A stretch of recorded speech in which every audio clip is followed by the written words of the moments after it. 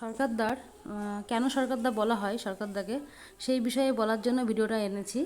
তো চাকরির জায়গায় যেহেতু ওর টাইটেল সরকার, সেই জন্য সবাই ওকে সরকারদা সরকারদা করে ডাকে। তো আমিও ফেসবুকের মধ্যেই আবার সরকারদা সরকারদা করেই ভিডিওটা করি। আজকে হচ্ছে তোমাদের দাদাভাইয়ের ড্রেসটাই নতুন, মানে নতুন ড্রেস বানিয়ে নিয়ে এসেছে। তো সেই ড্রেসের বোতামগুলো আবার ডবল করে সেলাই করছি বসে বসে। যদিও এগুলো আমি করি না, এই ফার্স্ট করছি, ভাবছি ভিডিওটা করে রাখি, কারণ পরেও আবার দেখা হবে। আর আমার তো ভিডিও করার একটাই উদ্দেশ্য, যে ভিডিওগুলো থাকবে, পরে যখন আমরা অনেক বয়স্ক হয়ে যাব তখন আবার দেখতে পাবো। এই জন্য আরও ভিডিও করতে ভালো লাগে। তো তোমার দাদাভাইয়ের ইচ্ছে ছিল না যে এই ভিডিওটা করি, সেই জন্য দেখো কীভাবে বসে আছে, ওর মতো সেলাই করছে, আমি আমার মতো করছি।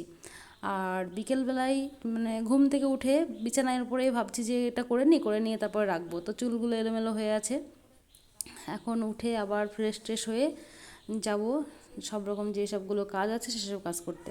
তো আমার ভিডিওটা আমি এখানে শেষ করছি, পরের ভিডিওতে আবার দেখা হবে।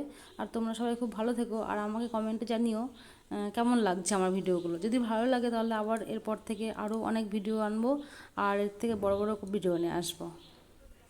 হরে কৃষ্ণ।